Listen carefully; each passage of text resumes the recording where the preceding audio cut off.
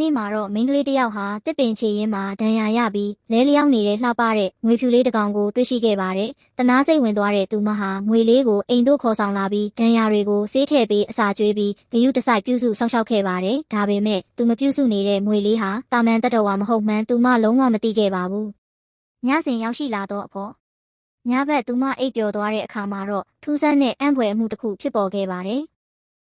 ငွေဖြူလေးဟာခန့်ညားထည်ဝါပြီးဩဇာအာဏာရှိတဲ့လူသားတစ်ယောက်အဖြစ်အသွင်ပြောင်းလဲသွားခဲ့ပါတယ်။သူဟာအိပ်ပျော်နေတဲ့မိန်းကလေးကိုအိပ်ယာပေါ်သို့အသားအရာမတင်ပေးပြီးနောက်ဘေးနားမှာလဲလျောင်းရင်းသူမကိုမျက်နှိုးတံပိုးထားတဲ့အကြည့်တွေနဲ့စောင့်ရှောက်နေခဲ့ပါတယ်။မိုးမလင်းခင်မှာတော့သူဟာငွေအသွင်ကိုပြန်ပြောင်းသွားလေးရှိပါတယ်။ဒီလိုနဲ့ညတိုင်းသူမအိပ်ပျော်ချိန်မှာလူသားအသွင်နဲ့လာရောက်စောင့်ရှောက်ပေးခဲ့ပေမဲ့သူမကိုတခါမှထိပါခြင်းမရှိဘဲကျေးဇူးရှင်လေးကိုသာငေးကြည့်နေခဲ့တာပါ။ဖွင့်ဟလိုက်တော့လျှို့ဝှက်ချက်တညမှာတော့မိန်းကလေးဟာအိမ်မက်ထဲမှာတစုံတစ်ယောက်ကိုနမ်းဆိုင်မိခဲ့ပါတယ်။နောက်တစ်နေ့မနက်မှာတော့အရာအလုံးပြောင်းလဲသွားပါတော့တယ်။အမျိုးသားဟာသူမကိုအမှန်တရားပြောပြဖို့ဆုံးဖြတ်လိုက်ပြီးနေခင်းကြောင်တောင်မှာပဲလူသားအသွင်ကိုပြောင်းလဲလိုက်ပါတယ်။သူဟာတာမန်ငွေတကောင်မဟုတ်ပဲစစ်ပွဲမှာဒဏ်ရာရပြီးလူပြည်ကိုကြာဆင်းလာခဲ့တဲ့နဂါမင်း Dragon King ဖြစ်ကြောင်းနဲ့သူမဟာသူ့ရဲ့အသက်သခင်ဖြစ်ကြောင်းဖွင့်ပြောလိုက်ပါတယ်။မမျှော်လင့်ထားသောတုံ့ပြန်မှု